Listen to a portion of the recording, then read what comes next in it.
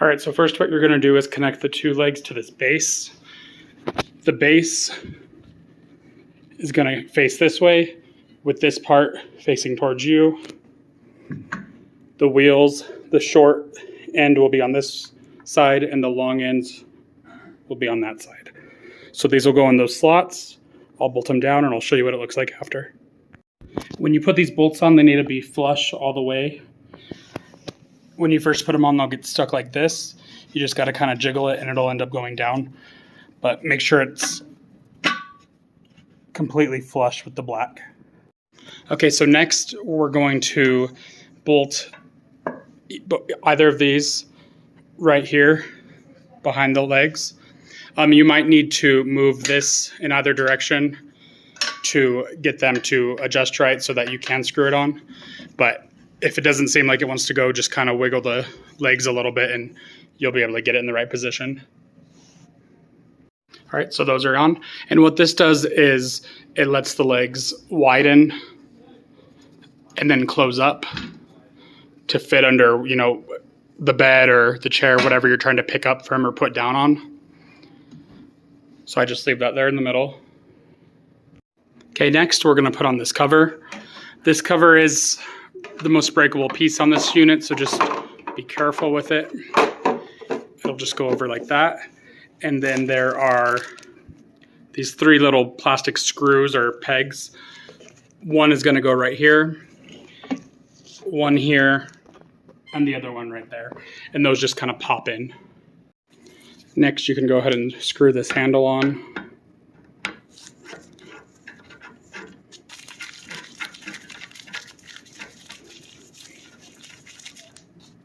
Okay, next you're going to put this piece on, and it's going to go on just like that. Both of these slots will be facing out with the legs. Okay, next we're going to put this motor. The motor goes right here. It has this plastic cylinder that needs to be in between the two slots before you put it in. Like that. You'll slide it in and then make sure that this is facing out this way. Makes sense? And then we'll just go ahead and bolt. Okay, next we're going to put this arm on. You're going to want to make sure that this black rubber part is on the arm before you put it on, and I'll show you why in a minute. That's just going to go right here. We're going to bolt it in. Okay, so now that arm is on there.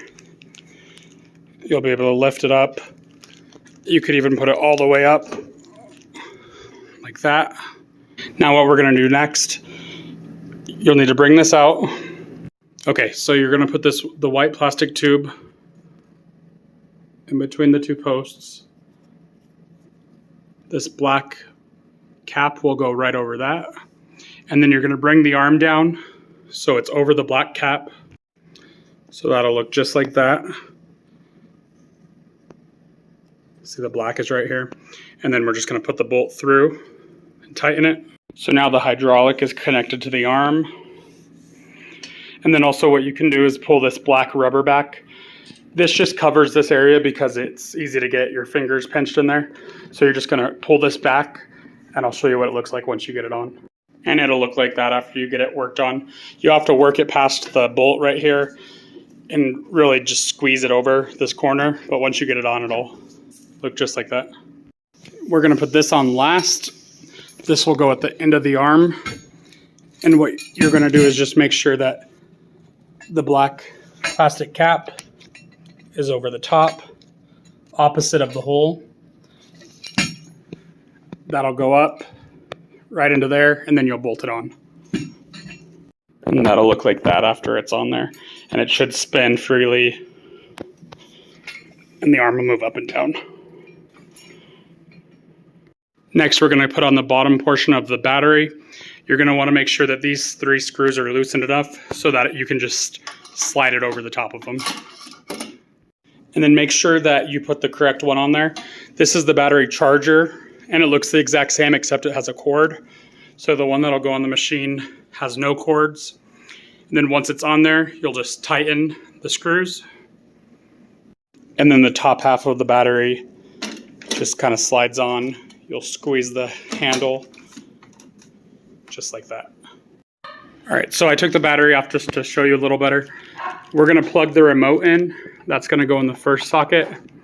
That little notch will go facing up. You just push it in. And then the wire from the motor will go in the second hole. That one can go anyway. And this will be on the machine, but I just wanted to show you how it'll fit in there. So that's how those will look. Now, as long as the battery's charged, you're ready to go. You'll see it going up. Now, if you go to move if you charge the battery and you go to move it and it's not moving at all, it might mean that this emergency stop is off, and that just twists. So if there's an emergency, you would twist that to turn off the machine. And if you need to let the machine work again, you just untwist it and it kind of pops out. So when it's out, the machine's good to go. When it's in, the machine can't work at all. Okay.